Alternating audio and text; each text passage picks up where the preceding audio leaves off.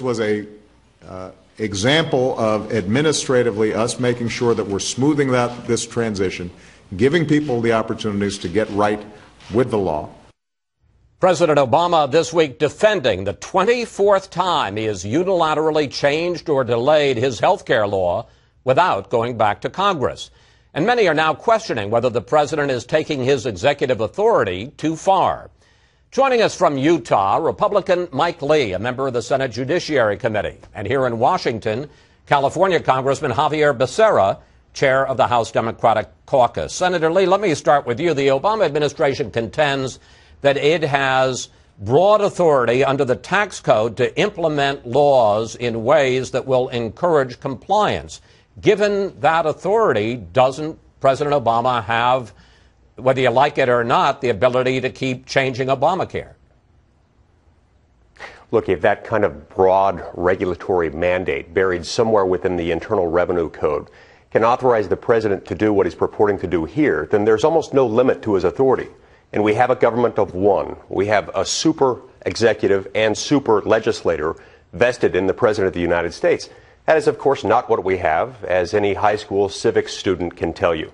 The president knows this is wrong, and it's not defensible. He's violating the Constitution. He's exercising power that doesn't belong to him. It belongs to the American people. Congressman Becerra, I got to say, I went back and I read, not the whole 2,000 pages, but I read the key parts of the health care law, and it seems to be very specific when it comes to the employer mandate. Let's put it up on the screen. Effective date. The amendments made by this section, this is in the employer mandate, the amendments made by this section shall apply to months beginning after December 31st, 2013. But, Congressman, as you well know, unilaterally, without coming back to Congress, the president has delayed the employer mandate from 2013 to 14 to 15 and now to 16. What gives him the authority to rewrite what seems to be a very clear law?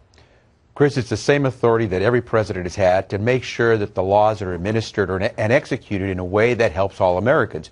The president is simply providing small businesses with the flexibility they need to be able to start adopting the law. Small businesses support the flexibility, and the president is making sure that we implement this in a way that puts into effect the purpose of the law, which is to give people more health security. So if this were against the Constitution, someone would have sued by now, and the president would have had to stop. The reality is the president has used his executive powers less often than almost every president before him.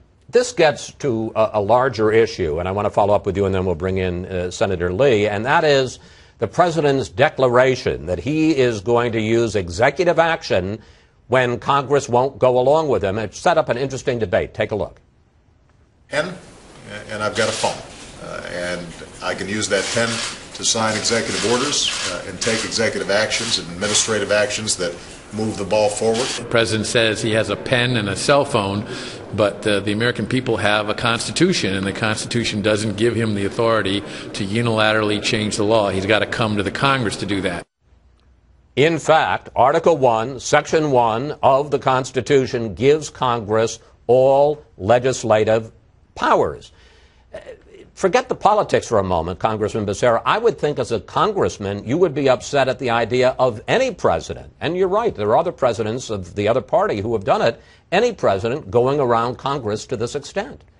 If you were going around Congress to rewrite law, that would be different than trying to use the flexibility you're given by the Congress to execute the law.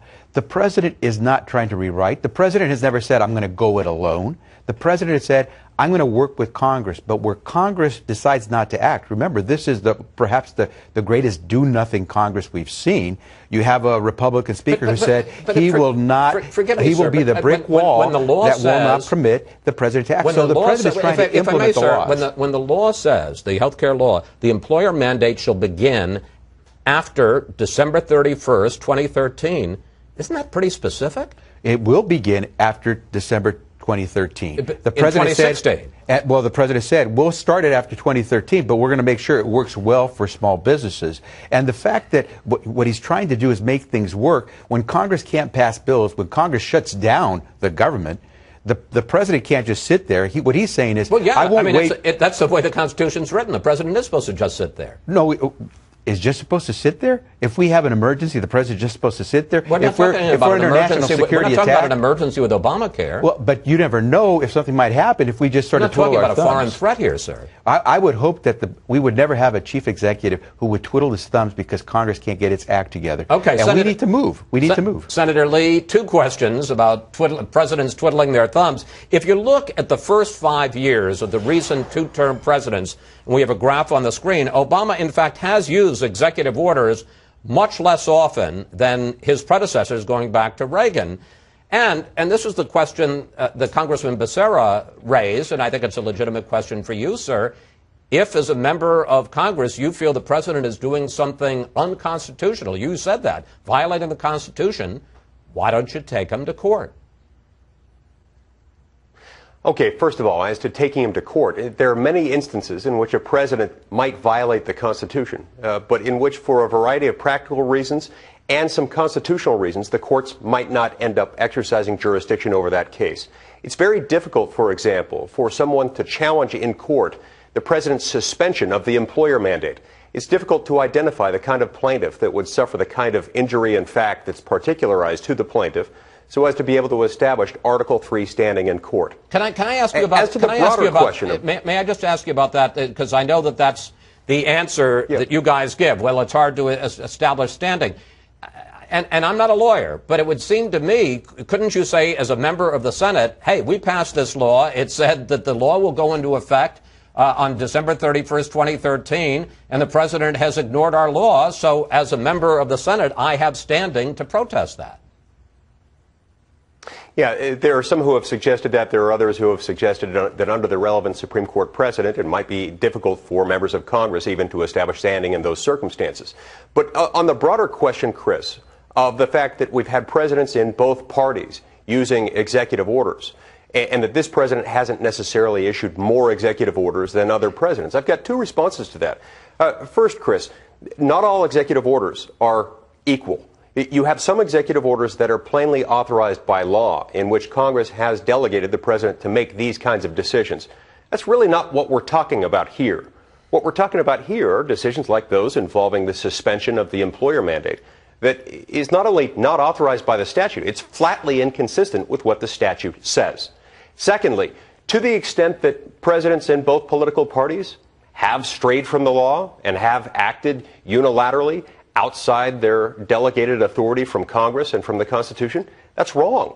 And the fact that other presidents may have done it in the past doesn't justify it now. Okay, we can't stand back and simply ignore this. We can't ignore the fact that we've got a president who is acting as if he's got a government of one simply because he can't always get exactly what he wants out of Congress. All right, let's talk about the merits of this latest delay, not the legality, but the merits of it. This is a delay of the employer mandate for companies that small to medium-sized companies that have between 50 and 99 employees.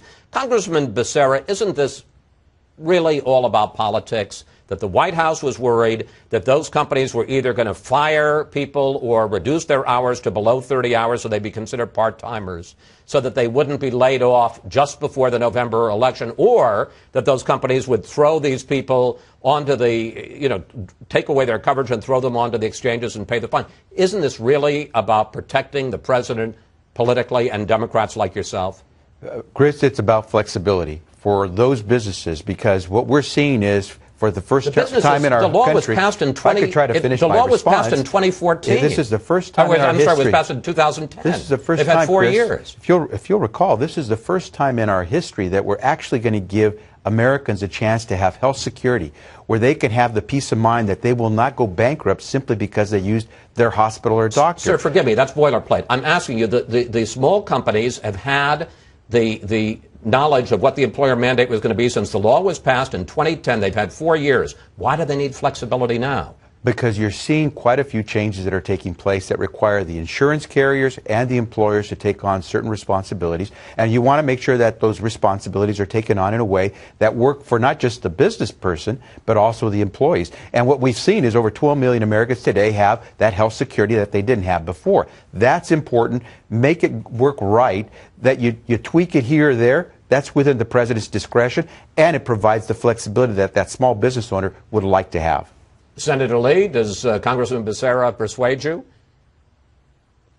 No, not at all. Look, this is a shameless act, a shameless power grab that is designed to help the president and his political party achieve a particular outcome in a partisan election. And that's wrong. Look, the Constitution doesn't give the president that power. This power belongs to the people. The people delegate that power to their senators and to their congressmen. They don't give it to the president to act unilaterally, and there's good reason for that. The whole reason why we have a Constitution is to help to protect us against the excessive concentration of power in the hands of the few, or here, in the case of the hands of one person. And sir, I may, we've got 30 seconds. And we can't Senator, I'm sorry to interrupt. We've got 30 seconds left. I just want to ask you, on the merits, what about this argument? Well, the companies need flexibility. Okay, so on the merits, if the companies need flexibility, then the solution there is not to ignore the law, to pretend that the law allows this sort of thing to happen. The solution is for the president to come to Congress and make the case to Congress on the policy merits of this question that Congress needs to act. And then it's up to Congress to act at that point. It is not the president's prerogative to simply make this the law by the stroke of the executive pen. Senator Lee, Congressman Becerra, thank you both so much for coming in today. We'll stay on top of all of this story, and I suspect we'll have you both back to continue to debate it. Thank you both.